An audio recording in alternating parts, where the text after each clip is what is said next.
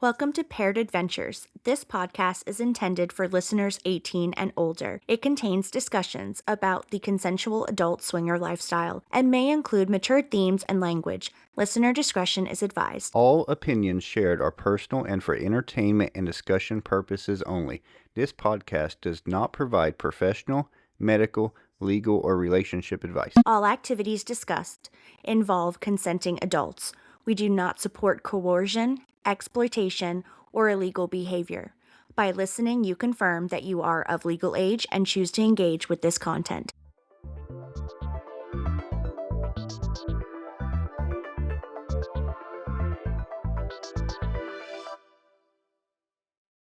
Hey guys, and welcome back to Paired Adventures. I'm Veronica, Philip, and we missed last week because we've been snowed in, but we are back up and running. So we're going to talk today about what, Philip? how to bring up the idea of swinging to your partner without wrecking the relationship. So, have you ever thought about, I want to talk to my partner about swinging, but I'm terrified it'll change everything? Well, we're going to dive into that and kind of understand that your partner might not accept this well. I think that's possible. Yeah. So, how do you bring up the topic? And we've talked a little bit about how we started talking about this, but I don't know if we ever really brought up how the conversation actually happened. So, maybe we just start there. Yeah. So, I guess for us, our conversation started when I finally decided that I was ready to come out as bisexual. And initially, we really weren't even going down the route of swinging. We didn't know really what swinging was. I think we had heard about it, but we weren't really sure if that was what we were actually looking to do. I think for us, it was more of, I was wanting to explore my sexuality and the female side of things. So I think for us, we started out with just the whole like, let's try to find a girlfriend. Right.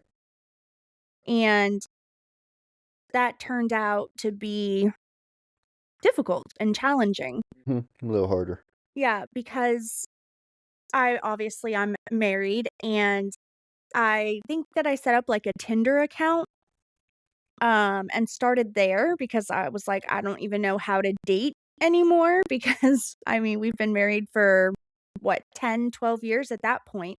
And I had been out of the dating world. I had no idea how do people date, how do people meet. And so we started out on Tinder and it was just myself on an account searching primarily for a female partner and talked to a lot of women, but every time that they found out that I was married, I got ghosted, or they would question whether or not I was wanting them to be like a third in the relationship that I was currently in, which wasn't what I was looking for at all. But they just assumed that, how could a married woman who is in a committed relationship expect to have a relationship with someone else without her partner being involved? Right. So, didn't have a lot of luck with that, and then I believe that's kinda when we started talking about swinging, but we weren't really even serious about it. It was more of like a, you know, "How do you feel about a threesome?" kinda thing. And, again, at that point in time, I really wasn't sure how I would feel about sharing you with someone else or seeing you intimate with another female. Like, that was not on my radar at all. But you were okay with the idea of me being with another female, and I don't think that you really cared if I was with another man, but that's not what I was looking for. Like, that wasn't what my desire was. I felt like that part of the relationship for me was satisfied. Right. So I guess for us, we didn't really go into it with a conversation about swinging itself. I mean, it eventually got there, but originally we didn't just sit one of us down and say, "Hey, like, what do you think about swinging?" Yeah, it wasn't like a sit down like, "Hey, like, I wanna, like, have sex with other people," kind of thing. It was more of, I want to experiment with other women and see if I truly am bisexual, because it's one thing to say, "I think I'm bisexual," but you really don't know if you even like being with women unless you've actually been with a woman. Mm-hmm. That makes sense. For us to be able to tell listeners how to bring this topic up to their partner. Yeah, I mean, I think for us, I think it was an easier topic because I think that you already kind of had an idea that I had sexual desires towards women. I think I did a really poor job of hiding it.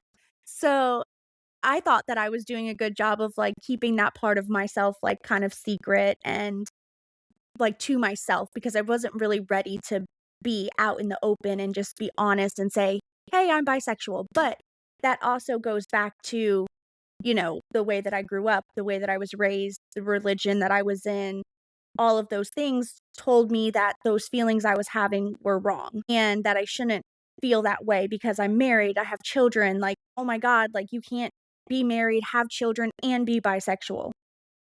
And so I felt a lot of shame and didn't want to express that part of me because it felt not really that it felt wrong, but because of the way that I was trained, it felt wrong. The fear of being judged. Yes, the judgment and the stigma behind it. Right. A lot of people could identify with that. Just the fear of being judged, the fear of hurting their partner if they bring this topic up. Well, yeah, because I didn't want, like, to be like, "Oh, well, I'm sexually attracted to women," and then for you to feel like, "Oh, well, does that mean that I'm not good enough? Like, I'm not pleasing you sexually. I'm not doing enough for you." And it has nothing to do with that. It's just there's this other side of me that sexually desires something that you really can't give me. I mean, there's just so much of a Well, there's such a difference between men and women. Women typically have that softness to them. right, yeah, it's like it's softer. There's like a different level of communication, a different level of connection and understanding of our bodies in general. And so it's not like that you're not doing enough or that you're not good enough, it's just I wanted more. Right. When we talk about that fear of being judged, that's going to be a big thing. So if you're looking to talk to your partner about this, that's something that might hold you back. And that fear of hurting your partner by what you're trying to communicate. Yeah, So I think that there's ways that you can bring it up. And one I would say is, well, first, let's go ahead and put a quick disclaimer out there. We are not trying to convince you to become swingers. So this is more of a topic if you're already looking for that. Swinging is not required for a healthy relationship. There's millions of people that are in monogamous relationships that have a healthy relationship. yeah, absolutely. And swinging doesn't work for everyone. It does not work for everyone. And curiosity on this topic does not automatically mean that there's dissatisfaction in your relationship. No, absolutely not. So I think, like, if you were gonna sit down with your partner, I think the biggest thing is you and your partner should be communicating already because communication is a requirement of all relationships in any aspect. I mean, you should be communicating about your normal everyday things like your budget, your finances, your house, your spending limits, just the normal everyday things, but sexuality should be a part of that too because I think that a lot of people the problem that they run into is that they get married and then they get stagnant. They stop dating, they stop communicating, and then you just become roommates that have sex. Right, exactly. So I would say before you even try to approach your partner about this, you probably need to do some internal discovery first Yeah. and discover like why this curiosity first showed up. Yeah, and for me, it was mainly the bisexuality. And that's, do some soul searching. And why are you having the desires that you're having? Are you dissatisfied with your sexual partner? Because if that's the case, then that's something that you need to work on with your partner. And you need to communicate, okay, you're not doing this, and I would like for you to do this. And, it might not be something that your partner is essentially into. For Philip and I, for example, I'm into more of the BDSM, and he is not into BDSM. He's not comfortable with it. That's just not you know, his cup of tea. And that's okay. But with swinging, it allows me to explore that side of my sexuality as well and those desires.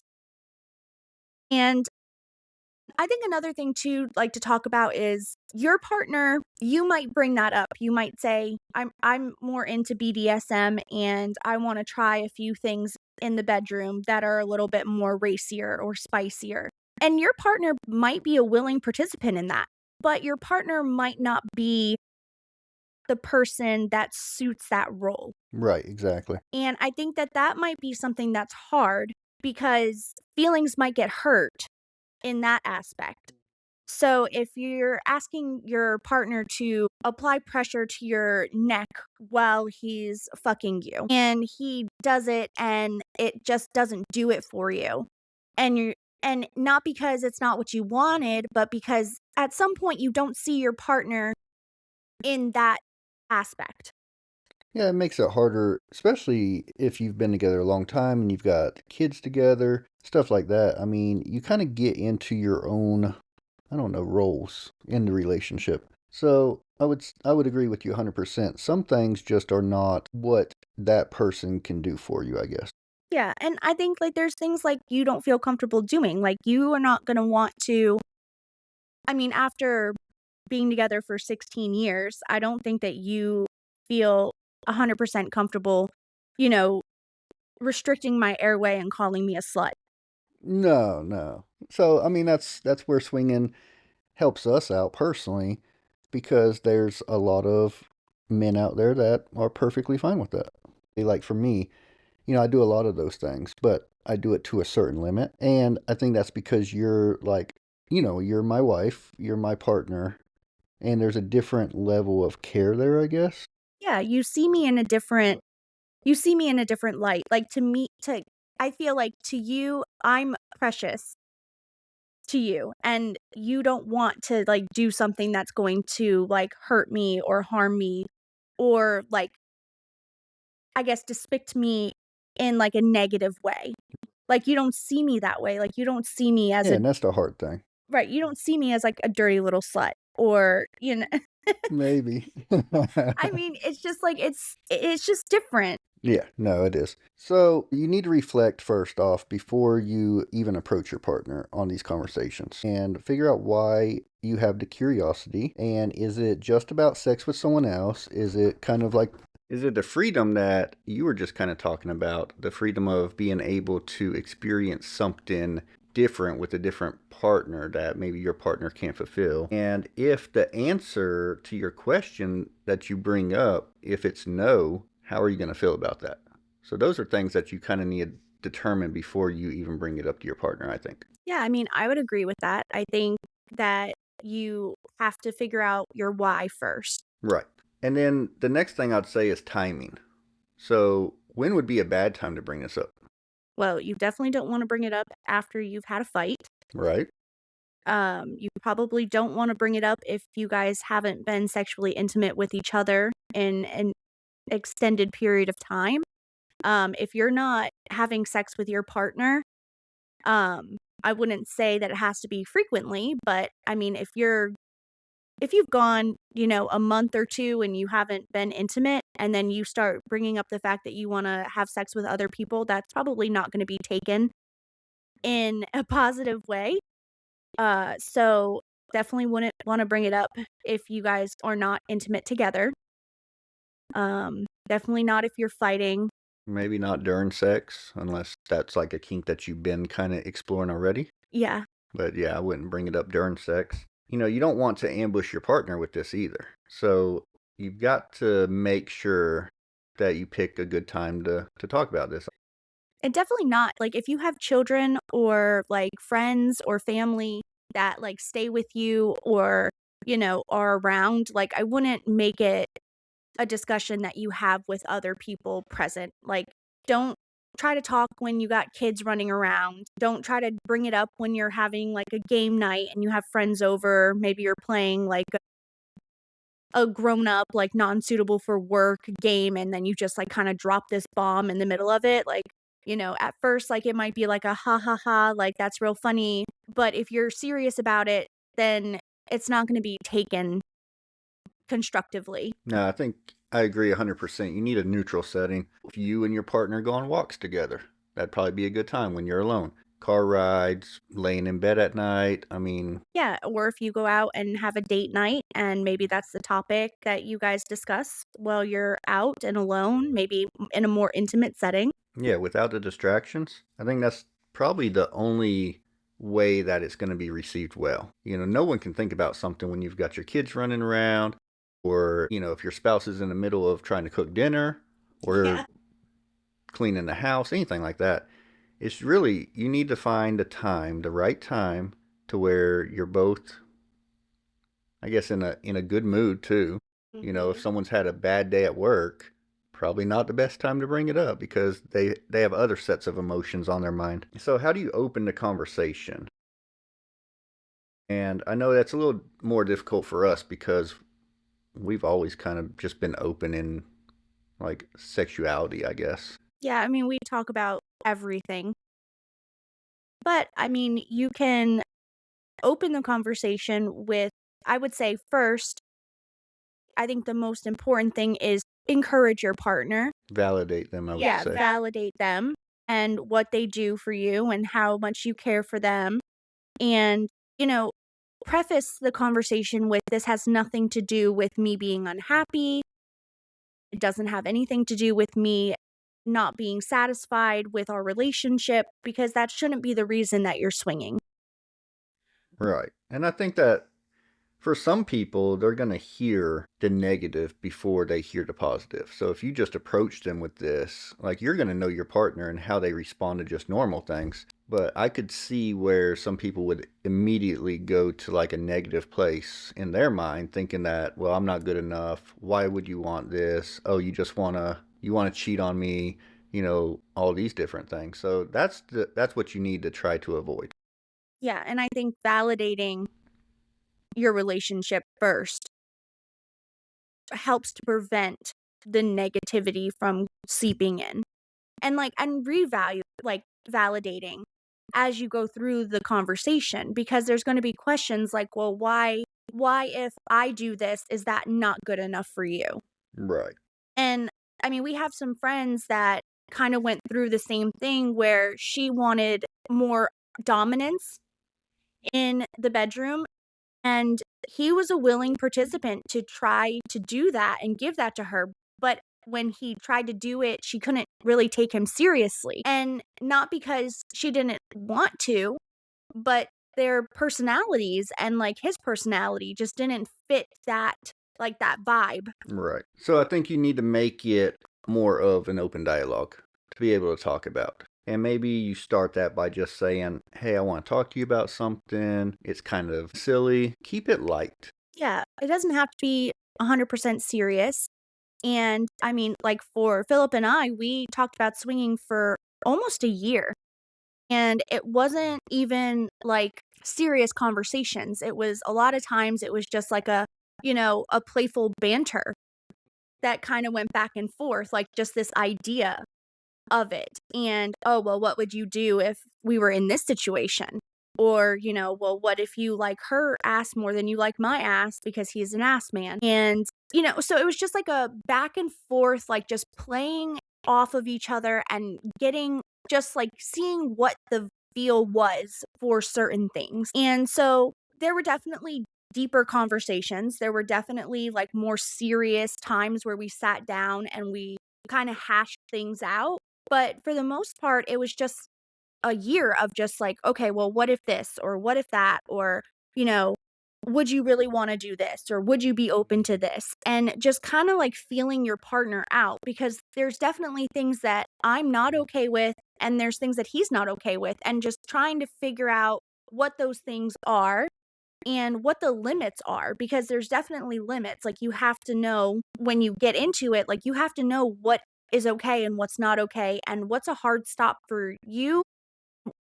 It might not be a hard stop for you, but it might be a hard stop for your partner. And so what are those things? And you do learn those things along the way, but it's always good to have those conversations beforehand so that you don't get into a situation where you're hurting someone or doing something to hurt your relationship.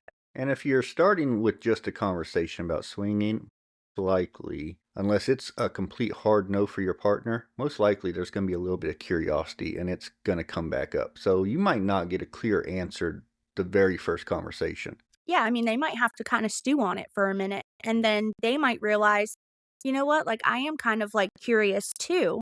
Or they might just be like, "No, I'm absolutely not okay with this." And then what do you do in that situation? Yeah, exactly. Like, what would you do in that? And that's kind of what I was saying before. You got to know what you're looking for in your relationship, and is that something that's going to affect you long term? Like, if I came to you and said, "Hey, I really want to see you sleep with another man," and you're like, "Absolutely not." Mhm. Is that just something that I can fantasize about myself and go on and live another 50, 60 years happily and no issues? Or is that just like a hard, oh, well, that's not going to really work for me? Yeah, I mean, I guess, like, let's go back to, like, my bisexuality. So, if I had gone to Philip and I had said, "Hey, I'm interested in exploring being with other women," and he was dead set against it, like, I would have had to take the time and say, "Okay, is this a part of me that I'm willing to bury and never explore?" And I mean, a part of me sitting here now could say that maybe, maybe all those years ago, maybe I would have been able to just say, okay, like I've kept it a secret this long, like, I'll just keep doing what I've been doing, watching, female on female porn and, just it's my little fantasy kind of thing. Not really keeping it a secret because I never kept it a secret, really. But could I have lived my whole life that way? Maybe. But would I be 100% satisfied sexually? Maybe not. Yeah, I would say probably not. And that's the great thing about us and our relationship is we can talk about those things, but there's so many people that don't have that kind of openness and that if you bring this up, they could shut down immediately. Yeah. So that's kind of where we want to help you along the way is, just talk about it in the right setting. Don't expect an answer right that minute because most likely, and you're going to know your partner way better than we would know them, but most likely you're not going to get an answer right then like, "Oh yeah, I've been thinking about that also." If so, great. But most of the time they're gonna need to stew on it for a minute. They're gonna need to think about it and then it might come back around. And I mean, they might be blindsided because they might not know that you feel this way. And I would say, a good example with us is you originally were not open to being with other men. Originally, yes. And you've, a little bit of information here. You do enjoy DP, I double do. penetration. So we would work that into our sex life, or I would. And while I'm doing that, I'd be like, you know, how does that other guy feel? And stuff like that. Just kind of like planting the seed, I guess. Yeah, and role play. Role play is a big thing. I mean, you could even like before you even like jump into swinging. I mean, if you fantasize about, this whole like the mystery and like the excitement because that's another thing too is like new relationships when you first start seeing somebody, there's excitement to that. There's even in your relationship, like at the very beginning, there was excitement. There was that tension, there was that unknown. And so, I mean, you could do little things like go to the bar and, role play, pretend that you don't know your partner and, go to the bar. And even if you go together, like go separate for a little bit of time, like go do your own thing, and then have your partner like approach you and try to pick you up as if you guys aren't together and, like, you're meeting them for, like, the very first time, and you can do that, like, they can come up and they can talk to you as if they don't know you and, like, trying to pick you up and, like, talking to you and flirting and just the role play and, like, just pretending that you don't know them. And, this is someone that I'm meeting at the bar and they're really cute and, wow, they're really good at flirting. And it might not be something that you guys are doing like on a regular basis because, like I said, most people they get married and then they settle into their standard roles of their relationship and that flirtatious nature kind of dies down because let's be honest, and I'm not, and it's men and female, but a lot of times in relationships, there isn't any of that anymore. It's just your day to day.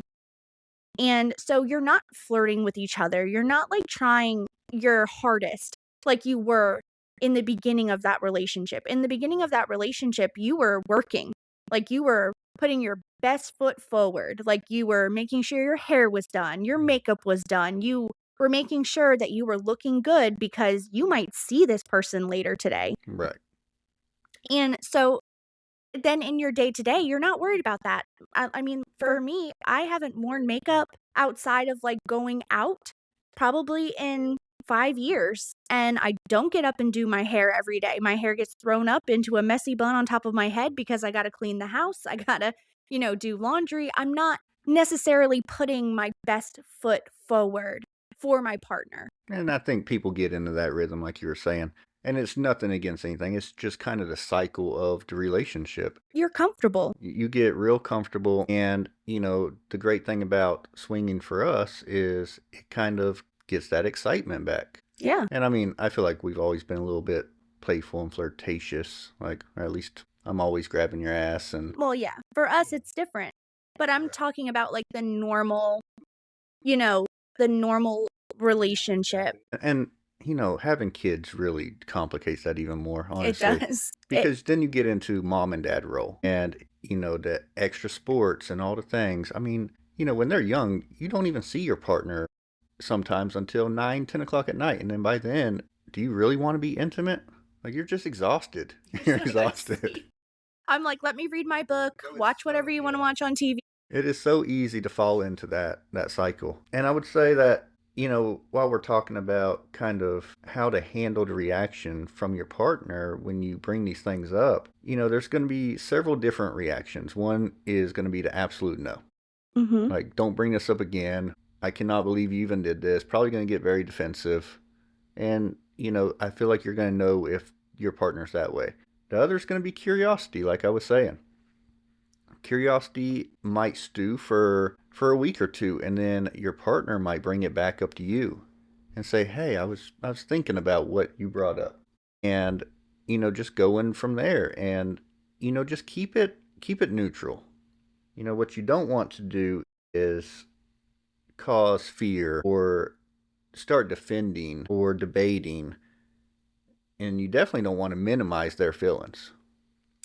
And you don't want your partner to feel like now that you've brought this up, that it's something that you're going to go and do regardless of how they feel. Right.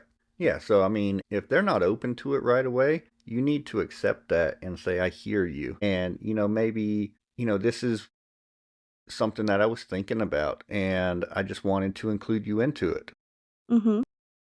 So, I think there's ways that you can talk about these things in a calm, neutral environment that you get a decent reaction. Now, I could imagine like coming to you years and years ago and saying, hey, I want to see you with another woman, or I want to see you with another man, or I want to go sleep with this girl.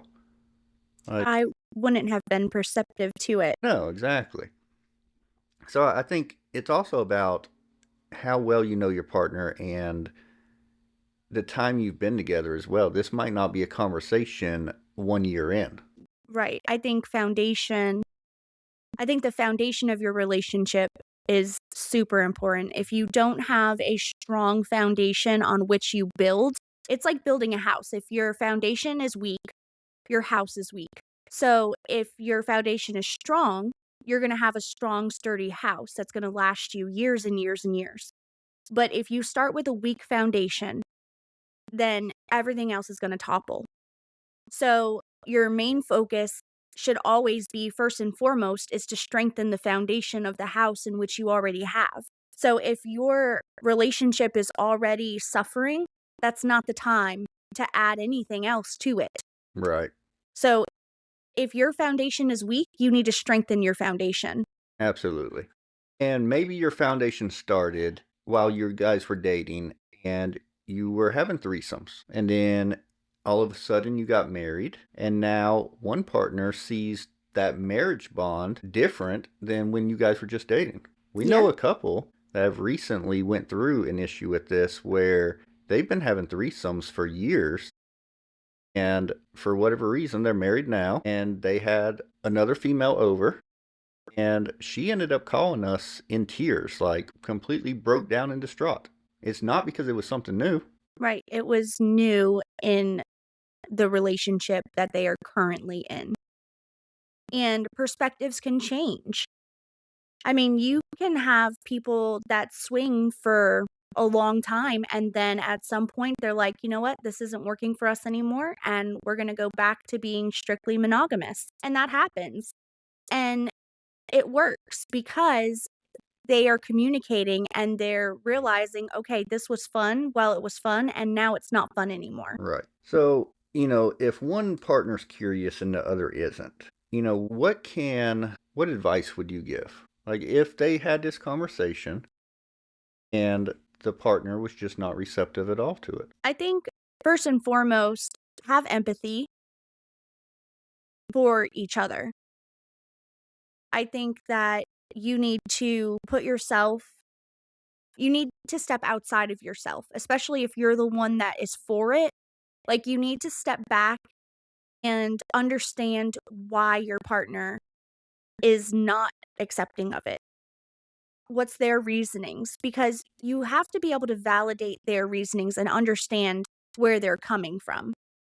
And that's hard sometimes when you're like, I really want to do this. And like your desire is so strong to do something, but you have to understand like it's not just about you because you're not single, right? You're in a relationship, whether that's married, dating, whatever the case is, but you're in some sort of a committed relationship. So you have to understand that there's so much that goes into it, like the way that you're brought up, the religion that you have, your morals, your makeup as a person. Like all of that kind of contributes to your reasonings as to why you do or don't do things. So you have to like step outside of yourself and say, okay, I'm okay with this because of this, but why is it that you're not okay with it? Like, let's have a conversation about why you're feeling the way that you're feeling. Why is this a no for you? And then like actually listen to hear. Don't listen to just listen. That's the thing too, is like listening to respond. You don't listen to respond, you listen to hear. You need to actually hear your partner and listen to what it is that they're saying and absorb that. And, take the time to say, "Okay, I hear you. I understand why you're feeling this way. I hear what you're saying to me, but like let's talk about it." Because you got to talk. Like you have to have that conversation. Right. Without arguing. Yeah, without arguing. It's not And a fight. without guilting them into it either. Yeah. That's not gonna go well. You don't want to give them an ultimatum. You don't want to try to guilt trip them into this. Like, you just want to have a respectful conversation and see what the answer is. Yeah. And it shouldn't be something that is an like an ultimatum. Like if your partner is definitely not into it, like this isn't something that should ruin your relationship or your marriage. Like you should have a good marriage with or without it. So, or a good relationship with or without it. It should just be a bonus to your relationship, an extension of it, but it shouldn't consume your relationship. So, if your partner is 100% not okay with it, like you have to find ways to make it okay with you and for you to understand. I would agree with you 100%. I would say if the answer immediately is no, you can always revisit the conversation at a later time. And you need to understand like why the answer was no. Mhm. Without pushing them. Don't push them over the edge, but is it a trust issue? Yeah, and I mean, it could very well be that, especially if one partner has had a history in the past of, deceit or cheating, that could make that conversation really hard, and for that partner who's been cheated on, um, or has some trust issues, that's something that has to be worked through, and I can say personally for me, I have been in relationships with unfaithfulness and cheating, and so that was a big thing for me, and just, like, knowing that we're secure in this relationship and that he's not going to just find somebody else that he loves more or likes more. And so you have to work through that. You have to, have that reinforcement in your relationship. It's like that constant like going back and like that constant validation. Right. And then I think there's another time that you could revisit it is if life circumstances change. So maybe the reason right now is your partner says, no, our kids are young. Yeah. Or, I just started this new job and I've really got to put, some effort towards that right now. Or, I mean, anything around those lines. Your life circumstances could change 2 or 3 years down the road. And it might be a time if it wasn't a complete flat out no, it was just, hey, I don't think this is the right time for us to do this, bring it up at a later time. I mean, we have kids, so I will say like the whole kid thing, it does make it complicated. And depending on how much you want your children to know or not know, or, what kind of support do you have as far as babysitting and finding time to do this? And I mean, I would say, like, if I just had a baby and I'm still going through like the postpartum and I'm breastfeeding and I'm doing all of those things, like, mentally, you're not even thinking about sex at that point. So, I mean, at that point, you feel like the milk cow and, you know, your weight's not where you want it to be. Like, you don't feel like you're beautiful. Like, there's so many things that go into it. So, that might not be the right time for Philip to come to me and be like, hey, I think that we should fuck other people. And I'm thinking, dude, I got a kid on me every 3 hours, sucking on my tits. Like, I don't want to be physical with anybody, let alone you sometimes. So that's not the right time to broach that subject. Right, exactly. But later on, it might be when that circumstance changes. Yeah. And if there was curiosity by your partner, don't push them. Like, if they responded in more of a positive way and was a little bit curious about it, still don't like put pressure on the subject. No, I think that's where like the role playing comes in. Like, I think, starting out with like little things like going to the bar and pretending to be other people, or, using it as like something that you bring up while you're having sex, like Philip mentioned, like, talking about, oh, well, you know, you want to be sucking somebody else's dick right now while I fuck you. Or, you know, just like putting little things in there to like keep that curiosity building without making it like a pressured thing. Yep, exactly. Because once someone feels pressured about something, They tend to shut down. so you don't need to wear them down. Give them space, give them time to process what you brought up, and if they're immediately open to it, great. Have a little bit of dialogue, let them know why you brought it up and, what you were thinking, and it might not even be for yourself. There are so many people in the lifestyle that want to see their partner with someone else. They don't even want to participate. Yeah. Like, that's what they want to see. Like that's their desire.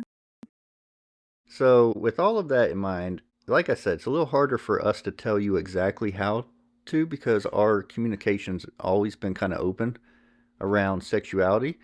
But I believe that just based off of being in a lifestyle as long as we have and the communication we do have, and then the friends and the other people we meet and listen to their stories, we can talk about it intelligently enough to tell you that you need to pick the right time. Don't push your partner, don't turn it into an argument, and don't try to use this as a fix for your relationship. Yeah. And I will say, as someone who is in like the I really don't even classify myself as this, but somebody who would be a part of like the LGBT community.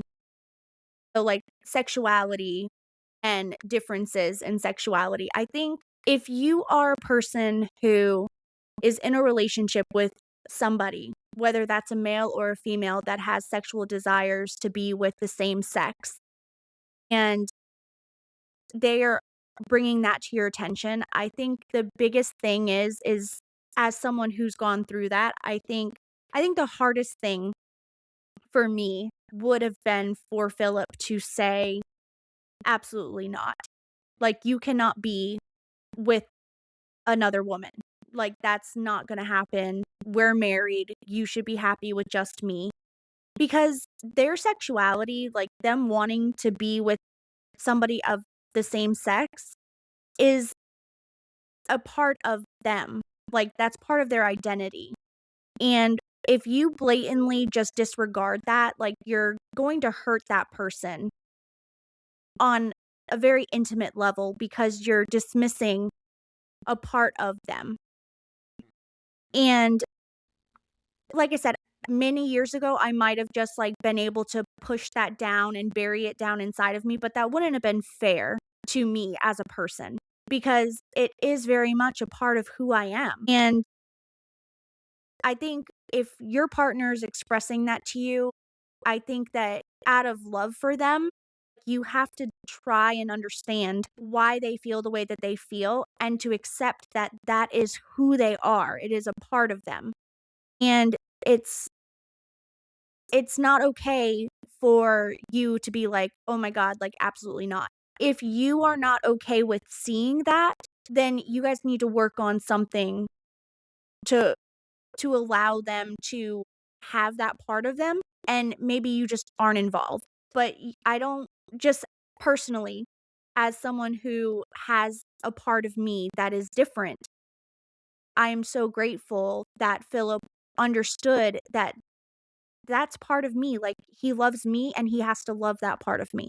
Right. I think that's a great point to make and to talk about is that, we had a question a while back. I don't even think I told you. It's on one of our socials. But someone reached out and said, "How does the lifestyle accept by men?" And, I responded back that you'll find that the lifestyle is extremely welcoming Yeah. because I feel like it is. And we're actually seeing more and hearing about more bisexual men Mhm. in the lifestyle than I ever heard about 5 years ago. Yeah, and let me preface this because I think that this is important to say too. So, Philip is not bisexual, and I am. I am bisexual, so I like females. But I am not sexually turned on seeing 2 men together. Like, that doesn't do anything for me. I actually don't want to see it. Like, it's not something that I'm into. And so, if Philip was to come to me, hypothetically speaking, and say, "Hey, like, I want to do stuff with other men," I am not going to feel any different way about him for that. But I might say, "You know what? Like, I understand that this is a part of you that you need to explore, but I'm not comfortable being a part of that Right. because for me, that's not something that I enjoy." Right. And so you go do that and explore that, great, but I don't wanna be a part of it. Yeah, and you might get that response from your partner if you bring it up. I mean, it could have been the same way when you brought it up to me. I could have said the same thing. Have an open mind and don't get defensive and be able to communicate about it is going to be the biggest gain for your relationship. Yeah, and I think, like, the whole bi men thing, I think that's hard because, you know, I think that 2 females together is accepted more broadly than for men to be together. I That's because, they kind of sexualized it so much in mainstream TV and movies and everything else with two females. Right, it's like it's more, like, accepted, like, "Oh, okay, like, you wanna be with another woman, that's hot." But if you wanted to be with another man, well, I don't know, that's but it shouldn't be that way, it should be the same.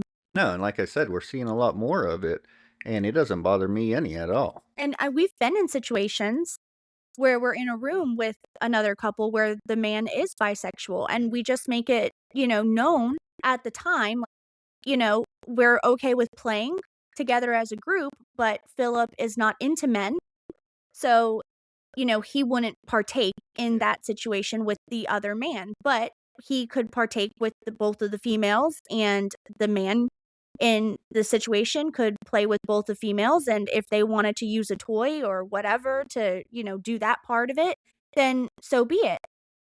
But, it's just putting clear guidelines out, like, in that situation, if there is a male that's involved that is into other men, that okay, I'm not bisexual, so I don't want to do anything sexually with you as a man. Yeah, and I found that there's really been no issues with that. We've played with partners where the man is bisexual, and I clearly tell him like, look, I don't care. Like, it does not bother me one bit. I am perfectly fine getting extremely close to you, but like, I'm not gonna touch. You're not gonna touch me. Like, we're good. So, and every time there's never been an issue. We still have a great time. But I would say, that it is something common and it's becoming more common, and that the lifestyle welcomes that. Now, you're going to find partners that don't want to play and see those type of things. And it's going to be the same way with females. Yeah, I think it goes vice versa, and we have this saying that we say, and it's "Don't yuck anyone's yum." Like, somebody might be really into feet, but you could hate feet. But if that's what they're into, then good for them. Like, let them be what they wanna be. Like, you're a foot queen, like, yay for you. Like, get it. If that's what does it for you, like, do it. Like, if you want your woman to put on a strap on and peg you, yes, do that.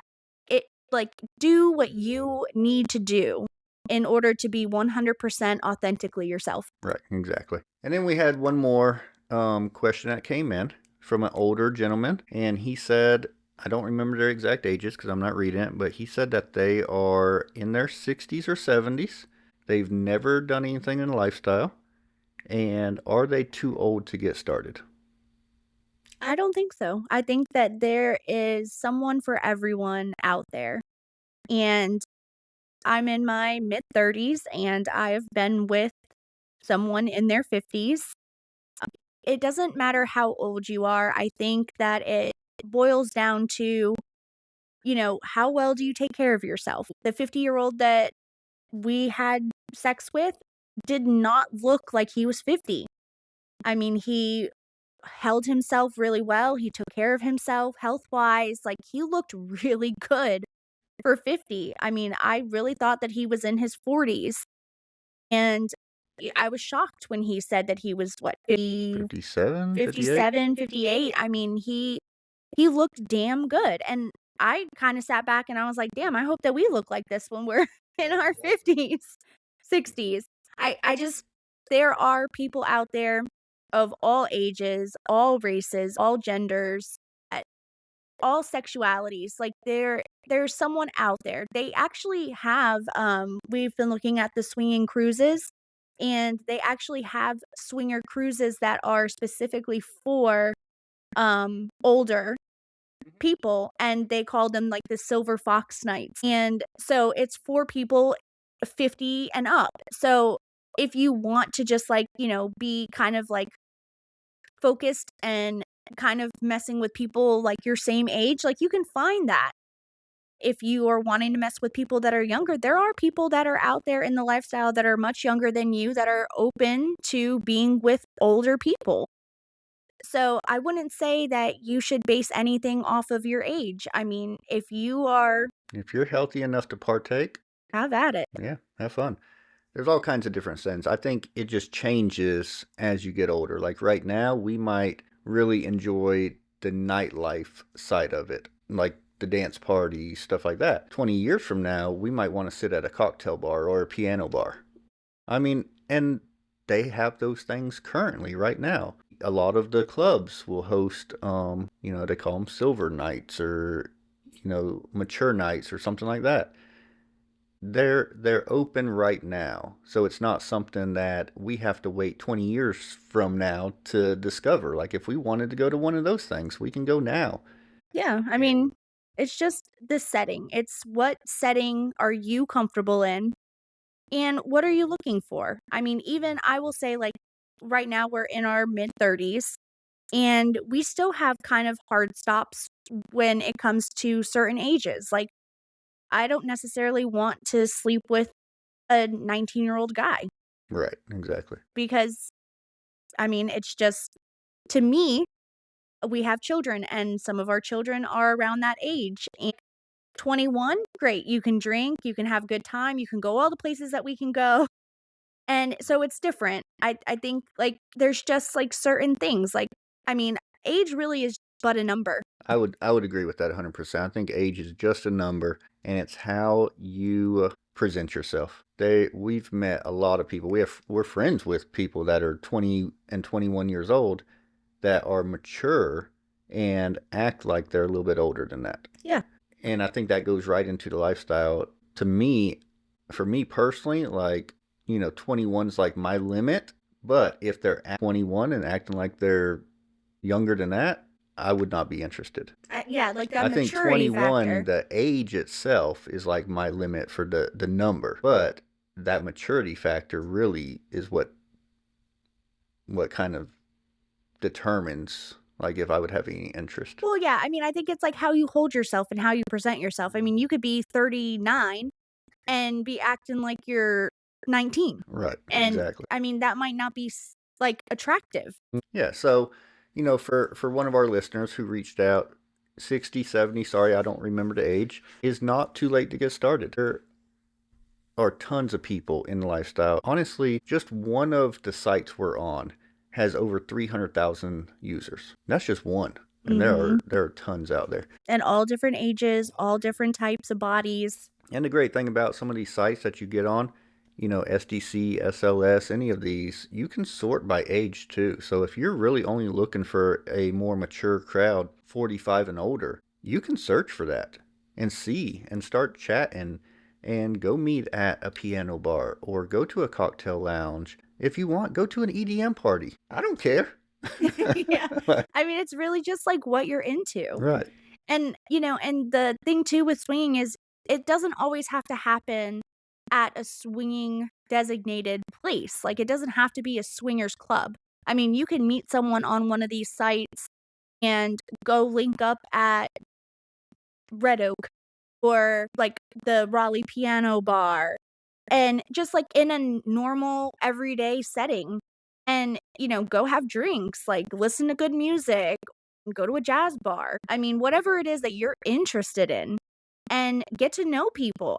The other thing too is, like, it's not all about the sex. Sometimes it's about making connections and building friendships. Yeah, the connections are typically where it all builds anyways. You're not just going to go jump into a bed with someone with no kind of connection. So you've got to meet and you've got to mingle and you've got to talk and you've got to flirt and all of these things. So you've got to be open to do those things. So at 60 or 70, are you still open to communicating, to talking, to flirting, to Yeah, going like out? going out dancing. Right. I mean, whatever dancing that is. Exactly. I mean, we met a couple years back, and we went to a dueling piano bar. That was pretty cool. So, I mean, that was not lifestyle related at all. We just went. We could not talk in there. It was very loud. But, I mean, we still had a good time. And then I think we went somewhere quieter afterwards so we Yeah, could talk. sometimes it's about the experience. Yeah, exactly. So, the lifestyle is welcoming to all age groups, honestly. And what I'm seeing a lot more of is the younger age, Mhm. 18, 19-year-olds, seeing Yep. a lot more of those. And that just kind of goes with how the times are changing because I think historically or just looking back in the past at swinging, it probably started more middle age, 35s up to 50s, 60s. And now you're seeing a lot younger crowd and we still see a lot older crowd too. I mean, it's everyone. So with that, I think we're going to wrap up today. We'll close out by saying that if you are trying to talk to your partner about getting into swinging or any kind of non-monogamous relationship, give them time to process what you're bringing up. Don't argue about it and just have open, clear communication. And stay adventurous Stay curious. and stay paired.